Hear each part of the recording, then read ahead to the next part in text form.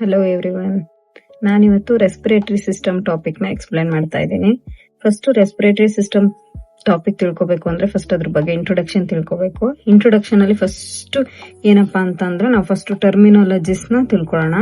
First ಟರ್ಮಿನಾಲಜಿಸ್ ಅದ್ರಲ್ಲಿ ಏನೇನ್ ಬರುತ್ತೆ ಅಂತ ಗೊತ್ತಾದ್ರೆ ನಾವು ರೆಸ್ಪಿರೇಟರಿ ಸಿಸ್ಟಮ್ ನ ಈಸಿಯಾಗಿ ಓದ್ಬೋದು.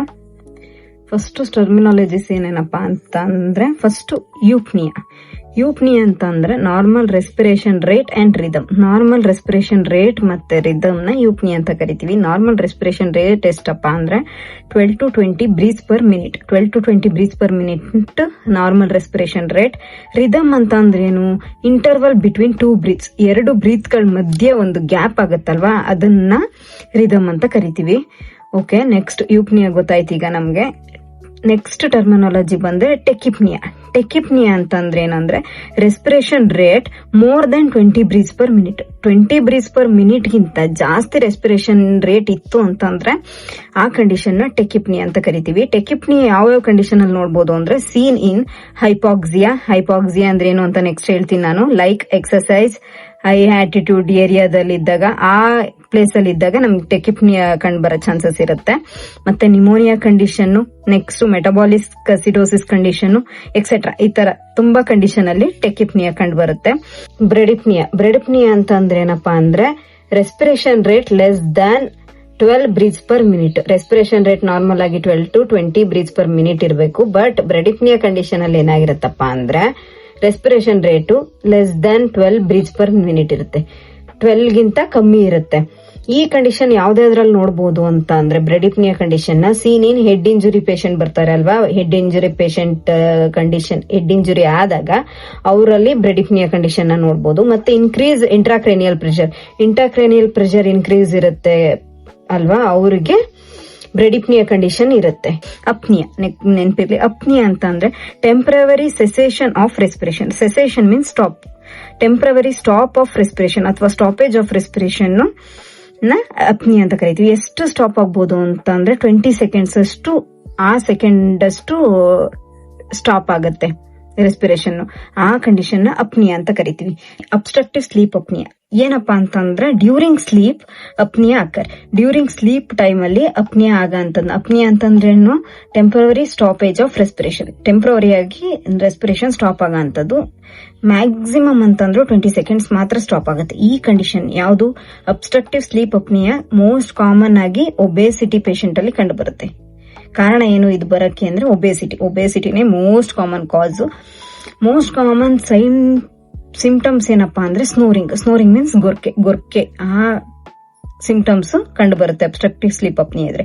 ಬೆಸ್ಟ್ ವೆಂಟಿಲೇಟರ್ ಹಾಕಿದ್ರೆ ಅವ್ರಿಗೆ ಯಾವ ವೆಂಟಿಲೇಷನ್ ಮೂಡ್ ಕೊಡ್ಬೇಕು ಅಂದ್ರೆ NIV ಹಾಕ್ಬೇಕು. ನಾನ್ ಇನ್ವೆಸಿವ್ ವೆಂಟಿಲೇಟರ್ ಕೊಡ್ಬೇಕು. ಅದರಲ್ಲಿ ಸಿಪಾಪ್ ನ ಕೊಡ್ಬೇಕಾಗತ್ತೆ. ಕಂಟಿನ್ಯೂಸ್ ಪಾಸಿಟಿವ್ ಏರ್ಬೇ ಪ್ರೆಷರ್ ನ ಕೊಡ್ಬೇಕಾಗತ್ತೆ. ನೆಕ್ಸ್ಟ್ ಟರ್ಮಿನಾಲಜಿ ಯಾವ್ದಪ್ಪ ಅಂದ್ರೆ hypoxia means decrease O2 amount in ಟಿಶ್ಯೂಲಿ. O2 ಅಮೌಂಟ್ ಕಮ್ಮಿ ಆಗೋದನ್ನ ಹೈಪಾಕ್ಸಿಯಾ ಅಂತ ಕರಿತೀವಿ. ಟಿಶ್ಯೂಲಿ, ಓಕೆ ನೆನಪಿರ್ಲಿ, ಟಿಶ್ಯೂಲಿ ಕಮ್ಮಿ ಆದ್ರೆ ಅದನ್ನ ಹೈಪಾಕ್ಸಿಯಾ ಅಂತ ಕರಿತೀವಿ. Early science and symptoms of hypoxia in conscious patient ಅಲ್ಲಿ ಅರ್ಲಿ ಸೈನ್ಸ್ ಅಂಡ್ ಸಿಂಪ್ಟಮ್ಸ್ ಏನಿರುತ್ತಪ್ಪ ಅಂದ್ರೆ ರೆಸ್ಟ್ಲೆಸ್ನೆಸ್ ಮತ್ತೆ ಆಲ್ಟರ್ಡ್ ಲೆವೆಲ್ ಆಫ್ ರೆಸ್ಟ್ಲೆಸ್ನೆಸ್ ಇರ್ತಾರೆ ಮತ್ತೆ ಆಲ್ಟರ್ಡ್ ಲೆವೆಲ್ ಆಫ್ ಕಾನ್ಶಿಯಸ್ನೆಸ್ ಇರ್ತಾರೆ. Early science and symptoms of hypoxia in unconscious ಇದ್ರೆ patient ಯಾವ್ದು science and symptoms ಬರುತ್ತೆ ಅಂದ್ರೆ ಬರೀ ರೆಸ್ಟ್ಲೆಸ್ನೆಸ್ ಇರುತ್ತೆ.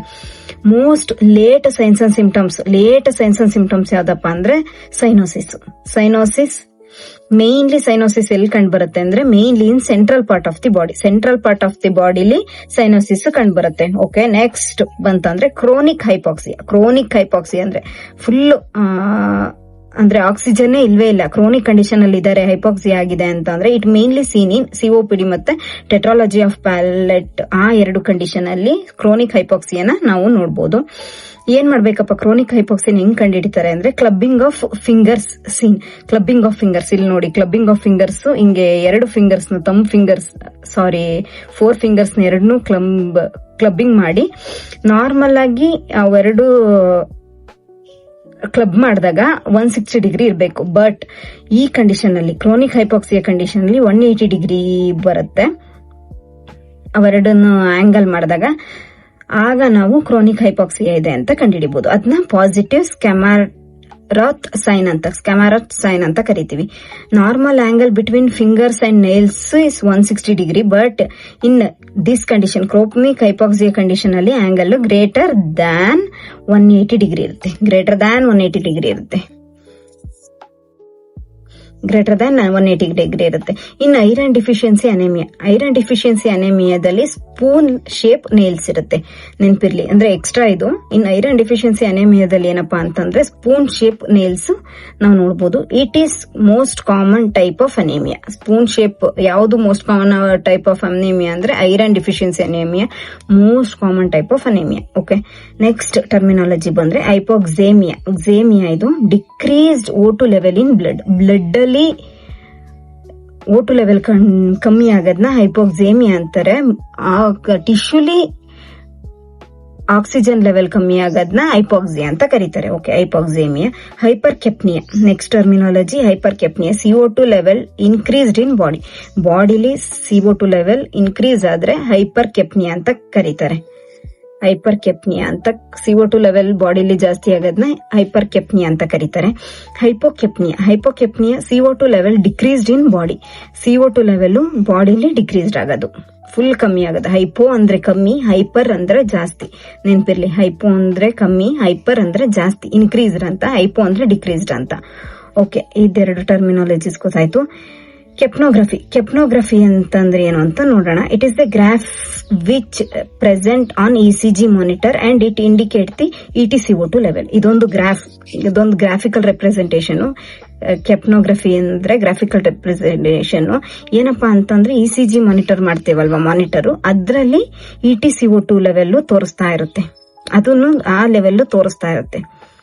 ಓಕೆನಾ. It is early test to confirm intubation. ಇದು ಒಂದು ಅರ್ಲಿ ಟೆಸ್ಟ್, ಇಂಟುಬೇಷನ್ ಆಗಿದೆ ಅನ್ನೋದು ಕನ್ಫರ್ಮೇಶನ್ಗೆ ಇದೊಂದು ಅರ್ಲಿ ಟೆಸ್ಟ್. ಓಕೆನಾ. ನೆಕ್ಸ್ಟ್ ಕಂಡೀಷನ್ ಬಂತು ಅಂತ ಅಂದ್ರೆ next dyspnoea. Okay, air hunger ಅಂತಾನು ಕರೀತಾರೆ. ಡಿಸ್ನಿಯಾ ಅಂತ ಅಂದ್ರೆ difficulty in respiration. Dyspnoea means difficulty in respiration ನ ಡಿಸ್ನಿಯಾ ಅಂತ ಕರೀತಾರೆ. ನೆಕ್ಸ್ಟ್ ಹೈಪರ್ ವೆಂಟಿಲೇಷನ್ ಅಂದ್ರೆ over expand of lung. Over expand ಆಗೋದು, ನಾರ್ಮಲ್ಗಿಂತ ಓವರ್ ಎಕ್ಸ್ಪ್ಯಾಂಡ್ ಆಗುತ್ತೆ ಲಂಗ್ಸ್, ಅದನ್ನ ಹೈಪರ್ ವೆಂಟಿಲೇಷನ್ ಅಂತಾರೆ. ನಾರ್ಮಲ್ಗಿಂತ ಜಾಸ್ತಿ ಎಕ್ಸ್ಪ್ಯಾಂಡ್ ಆದ್ರೆ ಅದನ್ನ ಓವರ್ ಎಕ್ಸ್ಪ್ಯಾಂಡ್ ಆಫ್ ಲಂಗ್ಸ್, ಅದನ್ನ ಹೈಪರ್ ವೆಂಟಿಲೇಷನ್ ಅಂತ ಕರೀತಾರೆ. Respiration rate and respiration depth increase. Respiration rate ಜಾಸ್ತಿ ಇರುತ್ತೆ ಇದರಲ್ಲಿ, ಮತ್ತೆ ರೆಸ್ಪಿರೇಷನ್ ಡೆಪ್ತ್ ಕೂಡ ಜಾಸ್ತಿ ಇರುತ್ತೆ. ಸೀನ್ ಇನ್ ಆಂಗ್ಸೈಟಿ ಪೇಷಂಟ್ ಅಲ್ಲಿ ನೋಡಬಹುದು. ಮತ್ತೆ ಮೆಟಬಾಲಿಕ್ ಅಸಿಡೋಸಿಸ್ ಕಂಡೀಷನ್ ಇರುತ್ತಲ್ವಾ, ಆ ಕಂಡೀಷನ್ ಅಲ್ಲಿ ಹೈಪರ್ ವೆಂಟಿಲೇಷನ್ ನೋಡಬಹುದು. ನೆಕ್ಸ್ಟ್ ಇದರಲ್ಲಿ ಏನೇನಪ್ಪಾ ಅಂದ್ರೆ CO2 ಲೆವೆಲ್ ಜಾಸ್ತಿ ಇರುತ್ತೆ, O2 ಲೆವೆಲ್ ಜಾಸ್ತಿ ಇರುತ್ತೆ, CO2 ಲೆವೆಲ್ ಕಮ್ಮಿ ಇರುತ್ತೆ, pH ಕೂಡ ಜಾಸ್ತಿ ಇರುತ್ತೆ. ಸೊ ಈ ಕಂಡೀಷನ್ ನ ರೆಸ್ಪಿರೇಟರಿ ಆಲ್ಕೋಲೋಸಿಸ್ ಅಂತ ಕರಿತೀವಿ. ಈ ಕಂಡೀಷನ್ ಅಲ್ಲಿ ರೆಸ್ಪಿರೇಟರಿ ಆಲ್ಕೋಲೋಸಿಸ್ ಇರುತ್ತೆ, ಮೆಟಬಾಲಿಕ್ ಅಸಿಡೋಸಿಸ್ ಇರುತ್ತೆ, ನೆನಪಿರ್ಲಿ. Hypo ventilation. ಹೈಪೋ ಅಂತಂದ್ರೆ ಏನಿದೆ, ಡಿಕ್ರೀಸ್ಡ್. ಹೈಪರ್ ಅಂದ್ರೆ ಜಾಸ್ತಿ ಅಂತ. Okay, under expansion of lung. Normal expansion ಆಗ್ಬೇಕಾಗಿದ್ದು ತುಂಬಾ ಅಂಡರ್ ಆಗಿ ಎಕ್ಸ್ಪೆನ್ಷನ್ ಆಗುತ್ತೆ ಲಂಗ್. ನಾರ್ಮಲ್ಗಿಂತ ಅಂಡರ್ ಎಕ್ಸ್ಪೆನ್ಷನ್ ಆಫ್ ಲಂಗ್ ಇರುತ್ತೆ. ಎಕ್ಸ್ಪ್ಯಾಂಡ್ ಬೇರೆ, ಓವರ್ ಎಕ್ಸ್ಪ್ಯಾಂಡ್ ಅಂದ್ರೆ ನಾರ್ಮಲ್ಗಿಂತ ಜಾಸ್ತಿ ಎಕ್ಸ್ಪ್ಯಾಂಡ್ ಆಗೋದು. ಅಂಡರ್ ಎಕ್ಸ್ಪ್ಯಾನ್ಷನ್ ಅಂದ್ರೆ ನಾರ್ಮಲ್ಗಿಂತ ಕಮ್ಮಿ ಎಕ್ಸ್ಪ್ಯಾಂಡ್ ಆಗೋದು. ಇದ್ರಲ್ಲಿ ಏನಪ್ಪಾ ಅಂದ್ರೆ respiration rate and depth decreased ಇರುತ್ತೆ. ರೆಸ್ಪಿರೇಷನ್ ರೇಟ್ ಮತ್ತೆ ಡೆಪ್ತ್ ಕಮ್ಮಿ ಇರುತ್ತೆ. Seen in muscle weakness. ಇದು ಯಾವ ಕಂಡೀಷನ್ ಅಲ್ಲಿ ಹೈಪೋ ವೆಂಟಿಲೇಷನ್ ನೋಡಬಹುದು ಅಂತ ಅಂದ್ರೆ seen in muscle weakness condition. ಅದರಲ್ಲಿ ಯಾವ್ದು ಅಂದ್ರೆ GBS ಕಂಡೀಷನ್ ಮತ್ತೆ ಮಯಸ್ಥೇನಿಯಾ ಗ್ರೇವಿಸ್, ಈ ಕಂಡೀಷನ್ ಅಲ್ಲಿ ನೋಡಬಹುದು. ಇದ್ರಲ್ಲಿ ಏನೇನಪ್ಪಾ ಅಂತಂದ್ರೆ O2 ಕಮ್ಮಿ ಇರುತ್ತೆ, CO2 ಜಾಸ್ತಿ ಇರುತ್ತೆ, pH ಕಮ್ಮಿ ಇರುತ್ತೆ. ಆ ಕಂಡೀಷನ್ ನ ರೆಸ್ಪಿರೇಟರಿ ಆಲ್ಕೋಲೋಸಿಸ್ ಅಂತ ಕರಿತೀವಿ. ಓಕೆ, ಗೊತ್ತಿರ್ಲಿ. ನೆಕ್ಸ್ಟ್ ರೆಸ್ಪಿರೇಷನ್ ಅಂತ ಅಂದ್ರೆ ಏನು, ರೆಸ್ಪಿರೇಷನ್ ಅಂದ್ರೆ ಏನು ಅಂತ ತಿಳ್ಕೊಳ್ಳೋಣ. A process in which O2 used and deliver to tissue. O2 ನ ಯೂಸ್ ಮಾಡ್ಕೊಂಡು ಅದನ್ನ ಟಿಶ್ಯೂಗೆ ಡೆಲಿವರ್ ಮಾಡ್ತೀವಿ. And CO2 production and eliminate from body. CO2 ನ ಪ್ರೊಡಕ್ಷನ್ ಆಗಿರೋದನ್ನ ಎಲಿಮಿನೇಟ್ ಫ್ರಮ್ ಬಾಡಿಯಿಂದ ಎಲಿಮಿನೇಟ್ ಮಾಡ್ತೀವಿ. ಈಗ ಇಲ್ಲಿ ನೋಡೋದಾದ್ರೆ between alveoli and blood gas exchange, ಅದನ್ನೇನಂತೀವಿ ಎಕ್ಸ್ಟರ್ನಲ್ ರೆಸ್ಪಿರೇಷನ್ ಅಂತ ಕರಿತೀವಿ. ಬಿಟ್ವೀನ್ ಆಲ್ವಿಯೋಲೈ ಮತ್ತೆ ಬ್ಲಡ್ ಗ್ಯಾಸ್ ಎಕ್ಸ್ಚೇಂಜ್ ಆಗೋದನ್ನ ಎಕ್ಸ್ಟರ್ನಲ್ ರೆಸ್ಪಿರೇಷನ್ ಅಂತ ಕರಿತೀವಿ. ವೆಂಟಿಲೇಷನ್ ಅಂದ್ರೆ ಎಕ್ಸ್ಚೇಂಜ್ ಆಫ್ ಗ್ಯಾಸಸ್. ಏನಪ್ಪಾ ಅಂದ್ರೆ air movement, air movement lungs ಅಲ್ಲಿ ಇನ್ ಆಗುತ್ತೆ ಮತ್ತೆ ಔಟ್ ಆಗುತ್ತೆ. Gases exchange between environment and lungs is known as pulmonary ventilation. Gases exchange between environment ಮತ್ತೆ ಲಂಗ್ಸ್ ಮಧ್ಯೆ ಗ್ಯಾಸಿಯಸ್ ಎಕ್ಸ್ಚೇಂಜ್ ಆಗೋದನ್ನ ಪಲ್ಮನರಿ ವೆಂಟಿಲೇಷನ್ ಅಂತ ಕರಿತೀವಿ. ಓಕೆನಾ. ನೆಕ್ಸ್ಟ್ ಟರ್ಮಿನಾಲಜಿ ಬಂದ್ರೆ ಕ್ರೆಪಿಟೇಷನ್ ಅಂದ್ರೆ ಒನ್ ಪಾಲ್ಪೇಷನ್ ಆಫ್ ಚೆಸ್ಟ್ ನ ಪಾಲ್ಪೇಟ್ ಮಾಡ್ಬೇಕಾದ್ರೆ vibration and crackle sound here. ನಮ್ ಚೆಸ್ಟ್ ನ ಪಾಲ್ಪೇಟ್ ಮಾಡ್ಬೇಕಾದ್ರೆ ಏನಾಗತ್ತಪ್ಪ ಅಂದ್ರೆ ವೈಬ್ರೇಷನ್ ಮತ್ತೆ ಕ್ರ್ಯಾಕಲ್ ಸೌಂಡ್ ನಮಗೆ ಕೇಳಿಸುತ್ತೆ.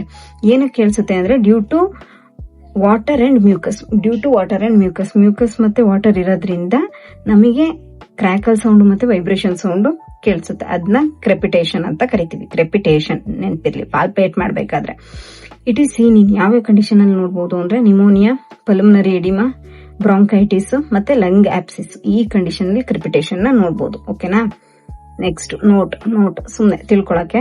Excess water collect in lung ಅಲ್ಲಿ ಎಕ್ಸಸ್ ವಾಟರ್ ಕಲೆಕ್ಟ್ ಆದ್ರೆ ನಿಮೋನಿಯಾ ಅಂತ ಕರಿತೀವಿ. Excess water collect in pleural space ಅಲ್ಲಿ ಎಕ್ಸಸ್ ವಾಟರ್ ಕಲೆಕ್ಟ್ ಆದ್ರೆ ಹೈಡ್ರೋಥೊರಾಕ್ಸ್ ಅಂತ ಕರಿತೀವಿ. Excess air collect in lung ಅಲ್ಲಿ ಎಲ್ಲ ಎಕ್ಸಸ್ ಏರ್ ಕಲೆಕ್ಟ್ ಆದ್ರೆ ಎಂಫೈಸಿಮಾ ಅಂತ ಕರಿತೀವಿ. Excess air collect in pleural space ಅಲ್ಲಿ ಎಕ್ಸಸ್ ಏರ್ ಕಲೆಕ್ಟ್ ಆದ್ರೆ ನ್ಯೂಮೋಥೊರಾಕ್ಸ್ ಅಂತ ಕರಿತೀವಿ. ಲಂಗ್ ಅಲ್ಲಿ ಪಸ್ ಆದ್ರೆ ಲಂಗ್ ಆಪ್ಸಿಸ್ ಅಂತ ಕರಿತೀವಿ. ಪಸ್ ಇನ್ ಪ್ಲೂರಲ್ ಸ್ಪೇಸ್ ಅಲ್ಲಿ ಪಸ್ ಆದ್ರೆ ಎಂಫೈಮಾ ಅಂತ ಕರಿತೀವಿ. ನೆಕ್ಸ್ಟ್ ಕ್ಲಾಸ್ ಅಲ್ಲಿ ನೆಕ್ಸ್ಟ್ ಟಾಪಿಕ್ ನೋಡೋಣ. ಅಬ್ನಾರ್ಮಲ್ ಟೈಪ್ ಆಫ್ ರೆಸ್ಪಿರೇಷನ್ ನೋಡೋಣ ನೆಕ್ಸ್ಟ್ ಕ್ಲಾಸ್ ಅಲ್ಲಿ.